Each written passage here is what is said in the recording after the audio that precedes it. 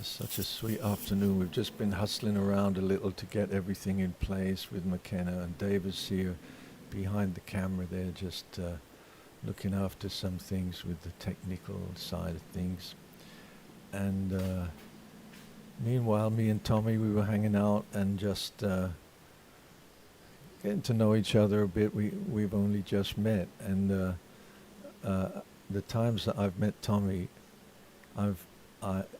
you see, for me, like, hey, with the Gayatri Sangha, for me, it's all about meditation.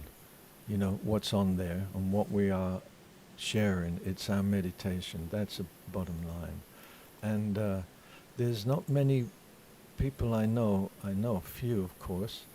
There are people who can speak and transport you into the space of wonder and connection. And Tommy's one of those guys, so we just had this idea, hey, wouldn't it be nice, Tommy, if you would come? I'm just introducing you, is that okay? It sounds great, man. Keep rolling. And Tommy said yes, and so we felt like this is another experience into meditation. And so we're really honored and so happy to have you, man. Thank you so much for coming. And we don't know what's going to happen. Now we've got the mics happening. Me and Tommy are sitting down. And I think I'm going to start with a question for Tommy, because that will get us moving, and it will give us a sense as Tommy talks as to the deeper spaces of meditation. Okay. So, you just, Tommy, I'll just ask you, just what was your first step? You go back there and start there for us. My first step? It's so funny. There's so many steps. So I'll start at this step. My first step is to understand through direct experience the idea that I'm not alone somehow. That I'm somehow connected to everybody and everything, even though it's counterintuitive. I can't explain it other than just to say that that's an experience. Some people in this world come to that experience through a variety of different explorations. There have been many, many, many steps in my life where that realization of connectedness, of oneness, of, oh, my decisions have an impact on the whole, even though it's so subtle. But from that understanding comes everything, a whole way of being in the world. Being in the world as a connected being is manageable, even in unmanageable times. Being in a world as a disconnected being, disconnected from self, disconnected from other, disconnected from God, from spirit, is by definition unmanageable. It cannot be managed. It is too much for a human being. And nobody has to even think too hard about that proposition. We just have to explore our own life, look out in the world and see the pain and the challenge that people go through in that disconnected state. So the very first step for me, it came very young in my life, of just seeing certain connections between things, being moved in certain ways, having certain conversations with people where you felt dropped in. Oh, I've touched something. wow, that was heavy. Even as a young kid, like, wow, that was a big moment I just shared with somebody. That felt bigger than other moments somehow. So the first step was just the sense of, the words that I use are to realize my case is being considered. That's nice. And of course, everybody's case is being considered. You're being considered. And your prayer in the world matters. Your effort in the world matters. Your words in the world matter. It all matters. I think Gandhi put it, he said, whatever you do is insignificant, and yet it's immensely powerful, and you have to do it. And so there's that paradox of, we're just an individual, and yet we're not just an individual. Yes. So the work that I do in the world is to help people move beyond addiction. And addiction for me actually doesn't have to do with any substance or even a behavior. We're talking about this core feeling of disconnection. And from that core feeling, we go into the world and we try to find ways to stumble into connection in the external world. We try everything. Everything. We try drugs. We try travel, movement, adventure. We try relationships. We try sex. We try money and power. We try creativity. We try everything. The human being tries everything to solve this riddle in the external world. And we come to a point eventually where we recognize, even when I get the things I thought I wanted in the external world, I still don't quite have it. You know what I mean? So that to me is what I actually mean when I talk about addiction. And to solve that very painful, unsatisfying search in the world, in the external world, to solve that pain, then we get involved in addictive behavior of any kind. It really doesn't matter. Just another opportunity to solve a common problem. And then what eventually happens is we break down. And through breaking down, there's an opportunity to break through. And that usually is accompanied by a teacher, a teaching, some energetic, red pill that moves us into the next level of understanding. Oh, Patanjali put it like this: Atta Yoga Nushasanam. And now yoga. Meaning, you've looked everywhere else. Are you done? Are you finished now? Looking everywhere, have you had enough? And if you have, and now yoga. We can really begin. And we turn our gaze inward under the guidance of a teacher or a teaching. And our life begins anew and begins to change. So that's a long-winded way of saying, the first step was case is being considered. There's something going on more than what I'm aware of. And meanwhile, I'm going to spend the next 20 or 30 or 40 or however many years of my life looking in the external world. And eventually, I will have had enough of that. Hopefully, when I'm young enough, to have somebody direct my attention inside to the only place I can actually find the real true answer to the riddle I've been seeking to solve my whole life. And that's available to everyone.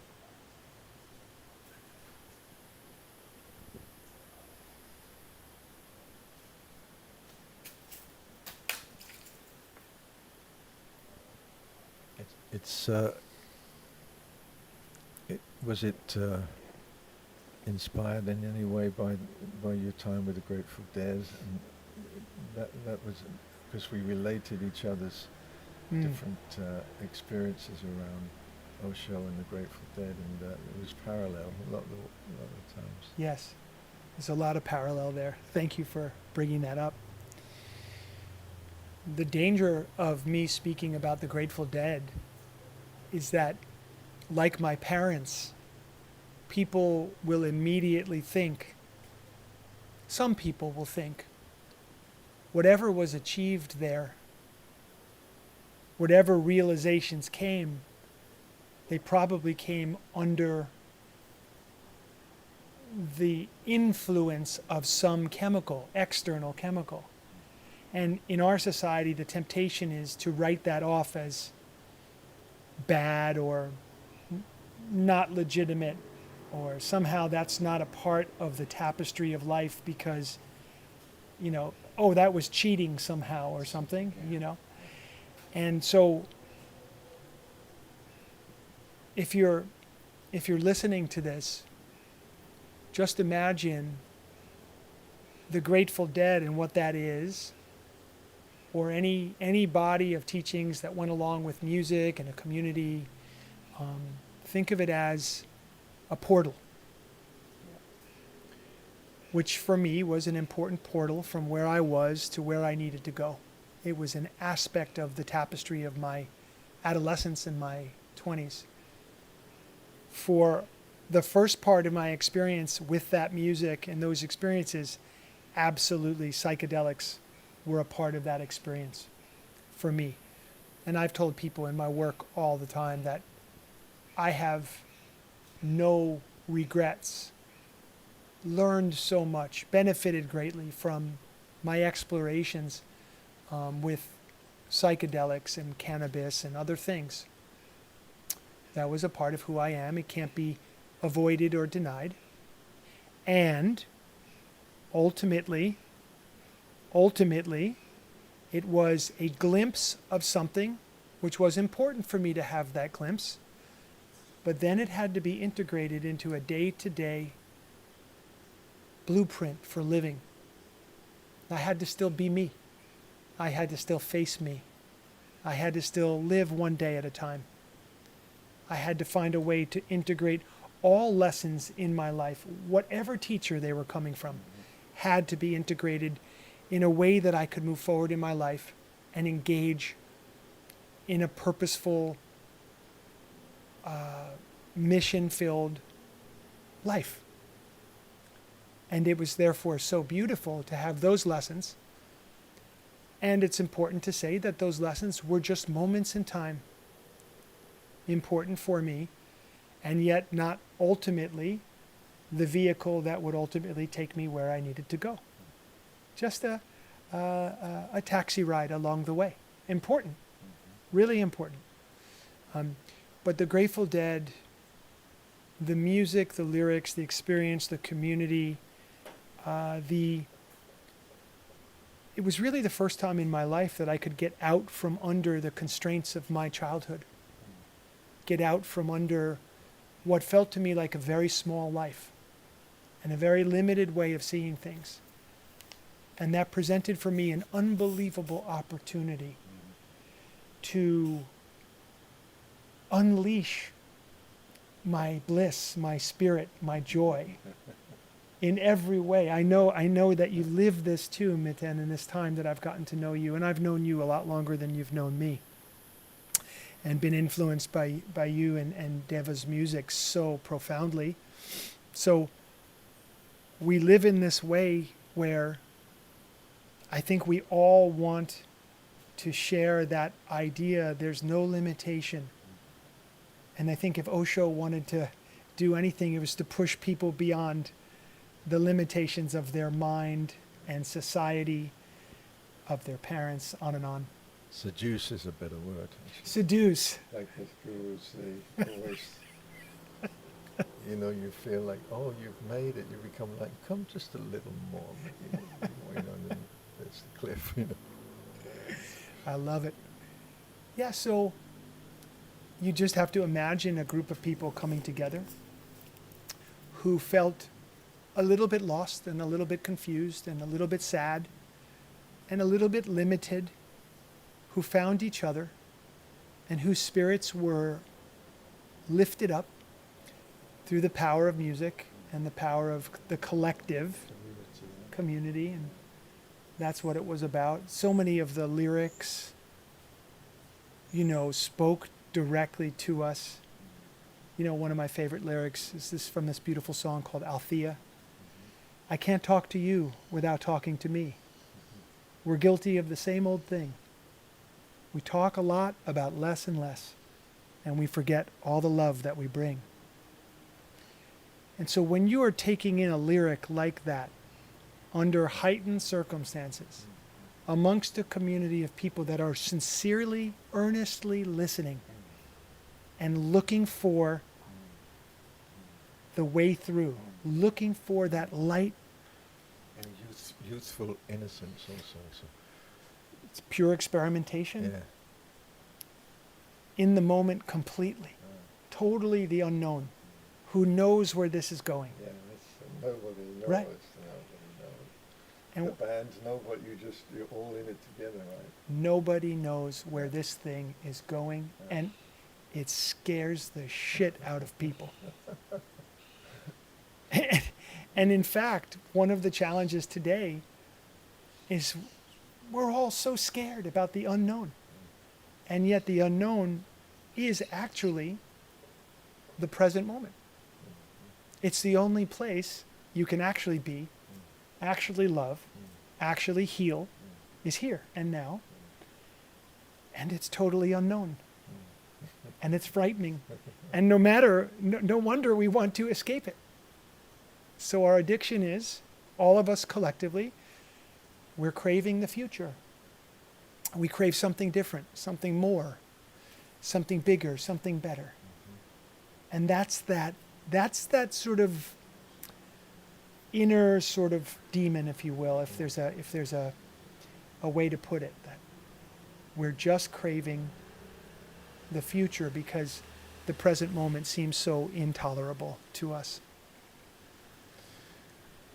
I want to know how your work deals with that pain.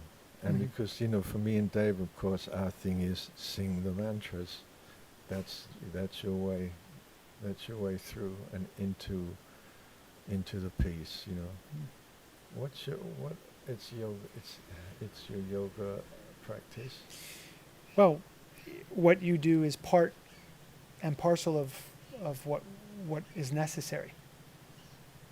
It's not as if singing, chanting, mantra, or singing an uplifting song, it changes a person's emotional state.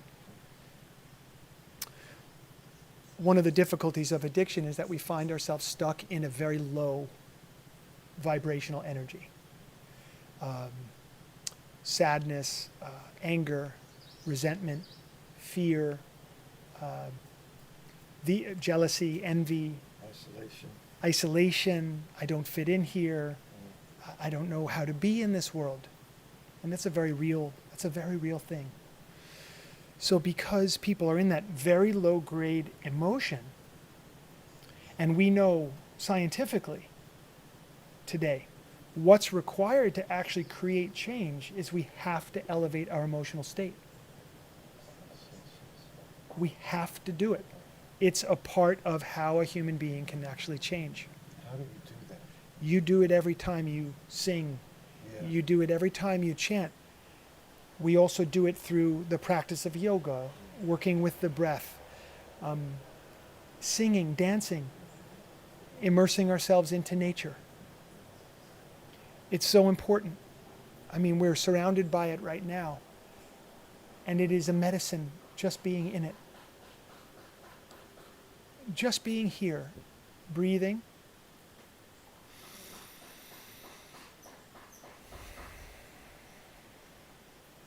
And there's a pranic life force reality around us right here. It is not woo-woo. It is not out there. It is not esoteric. It is measurable. It is real. And it affects us. And when we're completely disconnected from this, we become sick. Our emotional state drops. We depend upon what? Substances. Let's just talk about caffeine. We feel like we need energy. We don't have a source of authentic energy. So we reach out to, for example, coffee or tea or whatever it is to stimulate ourselves. Nothing wrong with a little stimulation. That's okay. But to live off of that kind of stimulation makes us weaker. Reinforces our disconnection. And we are not accessing that prana. Yeah. And so we become sick. We become disconnected. So to elevate the emotion, that has to be a part of the game plan for getting somebody out of addiction of any kind. That's essential. Essential. Now, I was in treatment a long time ago, 1989, and a young man came in to treatment, and he was a methamphetamine addict. And for those of you who are familiar with that, you know that when it becomes very severe, you hallucinate.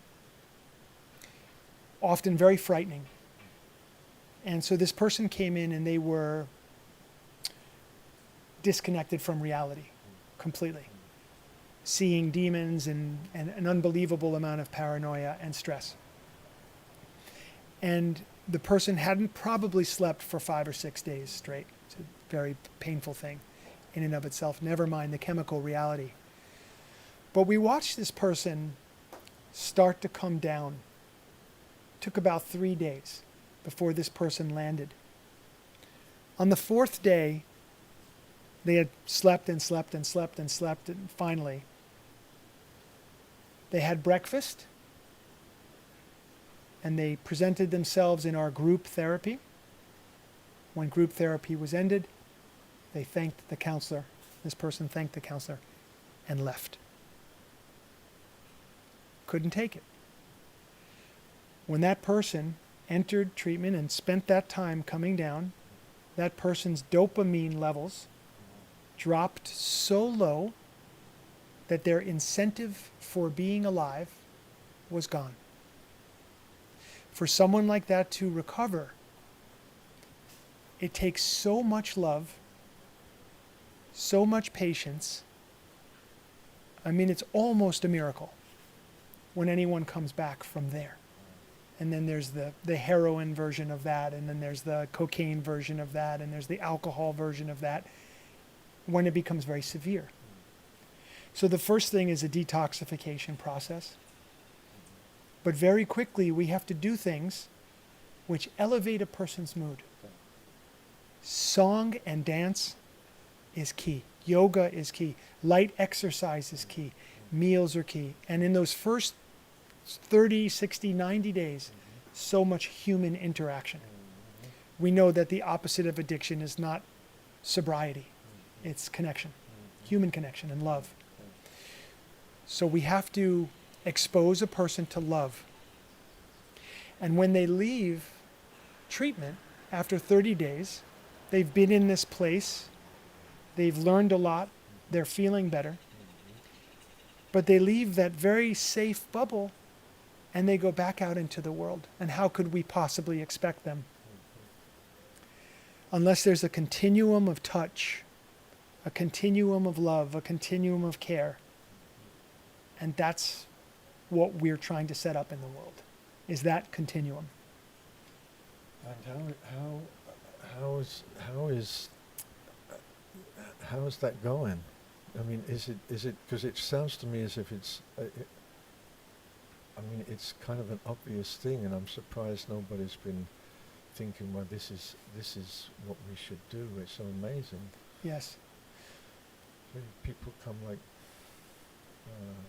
sorry, I didn't interrupt you. Not at all. I was going to interrupt you. We're getting very English here. We got a little bit focused on the first 30 days of someone's treatment. And we forgot the next pieces. And unfortunately, human greed plays a part in this because treatment is so expensive, generally, that people came in and really turned on these very powerful advertising and marketing campaigns, really took over that aspect of the internet and drew a lot of people into this solution. Come to our solution, come to our place. We're the best. We know how to treat addiction. We know, and what got missed in that process is a person doesn't truly heal in a month.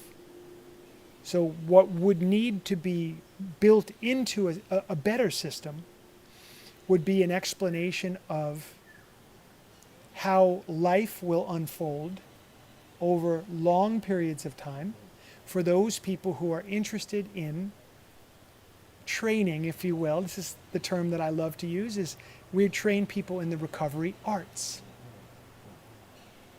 Not for 30 days, but for the rest of their life until they don't want any more training in those arts.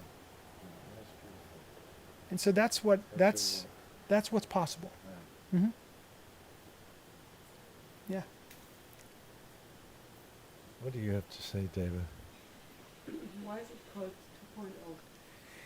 So why is Recovery 2.0 called Recovery 2.0? A number of reasons. First, whenever you would release a new program on a computer, the improvement upon what existed, or the next version of it, was always called 2.0, or after that 3.0, 4.0, and so on. So this began as hopefully an improved approach to what's here. Not to put anybody down, because a lot of people are really trying to solve this problem, and not everybody is caught in the greed of it, and many people have, the best of intentions and really want people to heal. So there's a lot of that, mostly. And we haven't figured it out. We haven't figured it out. The treatment center of the future involves your music. I mean that literally, and I mean it figuratively. It has to. You can't really recover unless you recover song into your life. Yes, absolutely. That's for everybody. So the 2.0 came as we hope this is an upgrade for people. It also came meaning the next step in a person's recovery. So let's say you're aware that you've had a problem. There's no denial around that. It's clear, and you know that you want to get better. And you recognize that you're not sure how to live into this new way of being, this new life. That person is ready for the next lesson plan. And we call that lesson plan Recovery 2.0. Purposely, Recovery 2.0 is not a program, because there isn't a program for the human race. There isn't one diet for everybody. There's not one method for everybody. So we really honor the individual, and we recognize some people will embrace the 12 steps, for example. And that's been very widespread, and contrary to popular opinion, it's unbelievably successful, actually. for those who really put their heart there. That will work for some people. And yoga also, and meditation also, and music also, art also, nutrition also, nature and natural approaches also. What are we talking about? Integrating this being and being able to show up in the world in a healthy and beautiful way. Healing. Can if let me imagine somebody there listening to you and feeling stuck with an addiction. Is there a way? Do you help individuals in that way? Mm. Is there a way you can be contacted, or is it something that you don't do personally, or how does it work? Yes. So when people get involved with Recovery 2.0, the way that we felt we could help the most people in the most profound and continuing way was essentially to empower the community itself. So while I have a lot of experience and I can really support people in many different ways, I am but one person in the circle. The circle itself is the power. The circle is the power. And so we've set up essentially what we refer to as a membership. And the membership is giving you access to an unbelievable library of teachings. Also, somewhere between 5 and 10 live events per week. Plus, this is free for the membership has a very small cost. So almost anybody could afford it, almost anybody. And on top of that, we have free meetings that anybody can go to, and there's 7 days a week, and there's probably over 30 meetings now, live. So, Do you find we need? Sorry, Tommy. no, please. Are we needing it more since the lockdown? Are you finding is there more stress? Yes. So,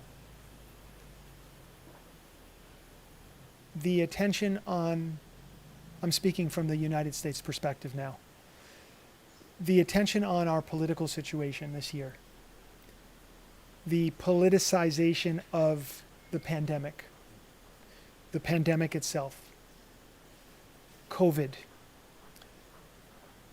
the unbelievable fear, anxiety, stress, depression is going to be seen in years to come as the thing that was lurking just beneath the surface that we missed this year. We missed it because we were focusing on these other things. We will find out that more people killed themselves this year than any previous year. We will find out that more overdoses took place this year than any previous year. We will find out there were more mental health issues than any previous year. We haven't been paying attention to it because our attention has been elsewhere. This will go down as a year that essentially breeded an army of new addiction. People struggling with addiction. And the repercussions of that are going to be felt for a long, long time to come. So the work of uplifting people, elevating emotional state, shaking people out of their loop, and getting people into community, out of isolation, is so critical it cannot be overstated. The government should be working on that problem and that problem alone. Just how do we bring groups of people together? Well, we don't wait for the government to do things. It's not a slight on anybody. We can do it. We have the technology. We have the community. We can bring each other together. We can come together. Very soon, we will start gathering together again, face to face, as we're fortunate enough to do here. And in the meantime, we have these unbelievable technologies that allow us to connect like we are right now. Incredible.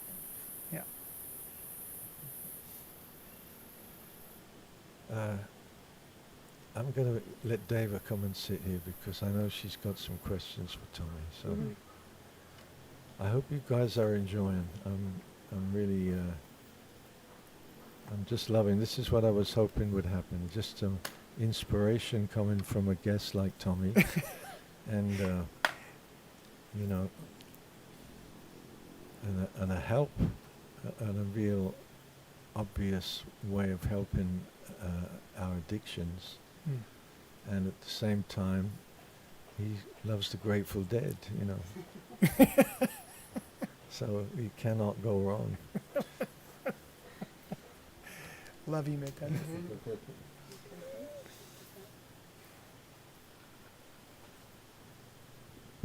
Sorry, Instagram, you're gonna have a Scratching. moment.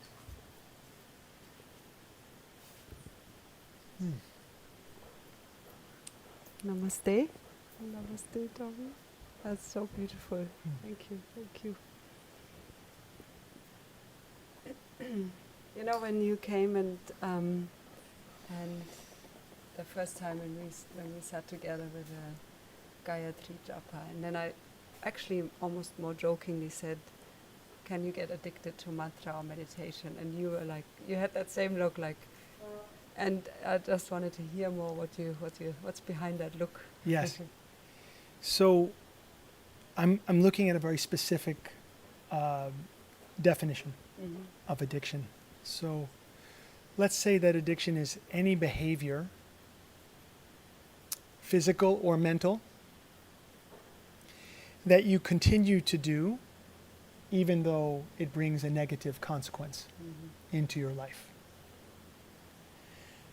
So people have asked me over the years, can I get addicted to yoga? And the truth of the matter is, Deva, just remembering this story, I'm going to tell you. I was in a Starbucks in the United States. I was online to get an Earl Grey tea. That's my thing. And there was a woman, this is Los Angeles. There was a woman with a yoga mat under her arm that I watched push through the line, rudely go to the front, and demand her latte because she was late for her yoga class. And I thought to myself, now there's a person, who I think is missing the point of yoga, who has somehow, it has become for her somewhat of a desperate fix that she must get to.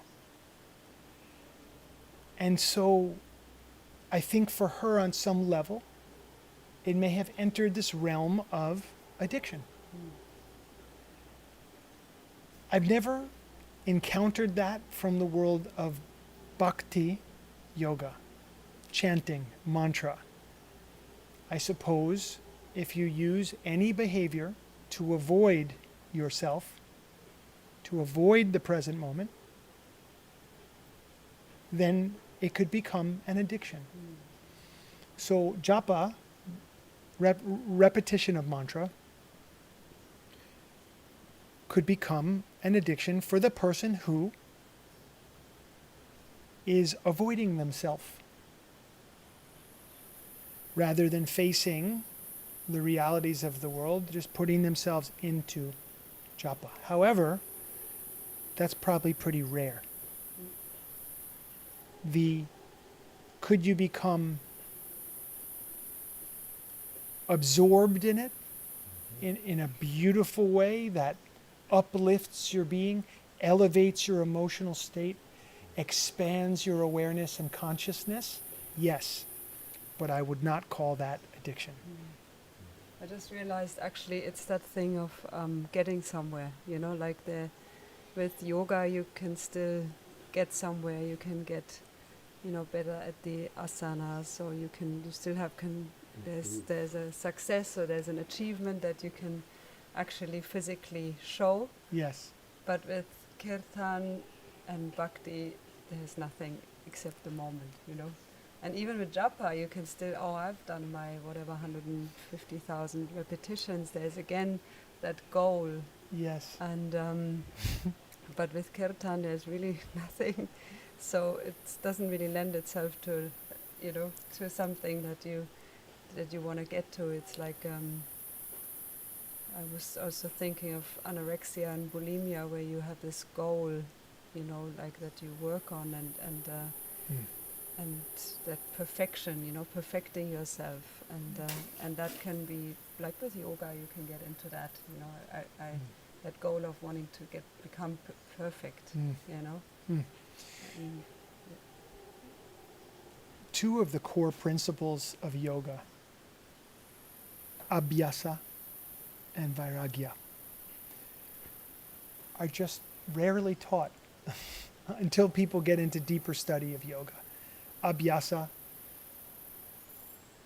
long-term, continuous practice over time. Abhyasa, it's a commitment to just the practice. Vairagya, essentially the way I interpret it, is releasing all attachment to the outcome of your practice. So it's practice without actually trying to achieve a particular outcome. It's practice not knowing where it's going to go. And it's being willing to go and just go wherever the practice will take you. So in that core teaching is the solution to this question that you're asking me. Is literally, Vairagya means not colored, meaning I'm not in my preferences. So I'm not preferring that something happen one way or the other. And I'm not also recoiling from a particular outcome. So without color, to approach your practice in that way, that is truly the way to freedom. Now, it will immediately bring you into the moment. And it can be practiced right away. You don't need a mat. You don't need a pair of $110 Lululemon pants. That's good news. You can just begin to start to think along those lines. So when that's taught, there's no concern for addiction. That is actually, that attitude is an antidote to addiction. Yes. So the people who come to your programs, is it mainly people who have already had some connection with yoga, meditation, or that world, or would somebody come who really, how would people who are not in that world find you? Usually people are beginners or advanced beginners, some intermediates, and sometimes people who've been sober for a while, who found the path of yoga. And they like that we bring together recovery philosophy and yoga philosophy and practice. And they see the benefit of that. And again, Recovery 2.0 is not just yoga, even though it's based in the principles of yoga, but yoga serves every activity, So people find us because they hear about us from somebody else, usually. Word of mouth. Have you heard about the work of Tommy and Recovery 2.0? Have you gone to their meetings? Have you done the live lectures? Have you ever been to the yoga classes or meditation classes they offer every week? That kind of thing. And of course, people will find us across the internet, or we put out a video, and even people might hear about us right now, and they might say, "Oh, I would check that out. What's that about?" So you work with Kia when you say it's the two of you. So my wife Kia is she's an inspiration to me, and she's a teacher to me, literally. I studied under her a lot as a yoga student, very much in my life. And so Kia she's just an extraordinary person and teacher. And she trains teachers. And that's really her focus in the world, is she likes to really dig in deep. So she works with beginners, and then she works with people who are interested in 200-hour or 300-hour training. And she's continuing to just do her amazing work in the world. She helps me. When I go on retreat, she'll participate. When she goes on retreat, I'll participate. And so we help each other in that way. It's all one thing, but each of us have our pursuits in the world and our focuses in the world. So we very much like walk parallel to each other and support each other. Yeah, thank you for that question. What's the most asked question you get? Like something everybody always wants to know. Yeah. When is it going to stop? It being what? How do I get off this ride? I feel there's more for me. I don't know how to get to it. I mean, those are my people in the sense of like, I'm one of them, they're one of me. Like, I know what that feels like, to be an inch away from your life. You're so close and you can taste that life is happening, but somehow you're just not part of it. Somewhere you missed the memo about how to fully engage in life. And once you do, once you have that, then it can never be taken away from you again. And so that's really, that honestly, that's the question, because it's not so much about, look, when somebody's in severe drug addiction, that does have to be dealt with first. No one comes to me as a heroin addict and they say, oh, let's try downward facing dog. Like, that's totally inappropriate, and it's not the moment for that. They need to detox. They need treatment. They need support from therapy. They need a community. They need to really get a lot of help. But hopefully that person comes along quickly, and maybe 30 days later, just a month later, they're sober and they've made a lot of progress and they're ready to start to move their body. And just think about what's stuck in here. Not just from chemicals, but from the attachment to the past, the toxicity of our past in the form of trauma, emotional baggage. We'll call it karma. So much unfinished business in this body, and it makes it very difficult to feel okay, to feel comfort. What does yoga do? In 90 minutes, almost anybody can find a little more ease than they had before those 90 minutes. Just making that step, huh? Just take the step. Yeah. When I went to my first yoga class, I was 60 days sober. I walked in off the street in San Francisco. This woman taught a class. 5 minutes into the 90-minute class, I thought I was going to die. I'm looking at the clock between my legs on the wall as I'm in downward facing dog, shaking, literally shaking, sweat pouring off my brow.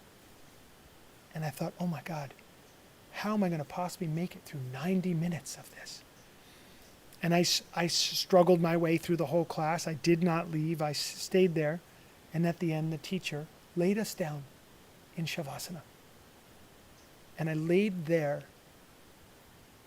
as I felt so much prana flow through my body. And honestly, at the time, all I could say was, this feels like the feeling I always wanted when I took drugs. This is the feeling I've always been looking for. And I didn't take drugs to get it. That was a massive revelation for me, huge. And so that was my start of a very physical but necessary approach to yoga. Yeah. I think I just have one more question, and that's you were saying about, do you have some more water for Tommy? Oh, I'm good. I'm Yeah. good. I'm perfect. Thank you. you were saying, you know, that our addiction, many of us are addicted to these thoughts, you know, like I'm not enough, or and would somebody like that come to you? Like somebody said, I'm addicted to these compulsive thoughts. Yes. And Yes. So people who are addicted to those compulsive thoughts, like I'm not good enough, I don't fit in, I don't know where I belong, those thoughts lead to behaviors okay. to fix those thoughts. So it's very rare that you would find somebody who's just suffering behind that kind of thinking without taking some kind of action to make themselves feel better. Usually something addictive. Does that make sense? So it's a fair question, because it leads into that thing about 2.0. When drugs and alcohol are taken away from a person who has been involved in that for many years, and their body physically detoxes, emotionally and mentally, they haven't changed yet. They're still in the same framework, same consciousness that was there before they started taking drugs and alcohol. And that's the rub, isn't it? Because you have to deal now with yourself. Love yourself. Love. You have to love yourself somehow, Yeah. despite all this, you know?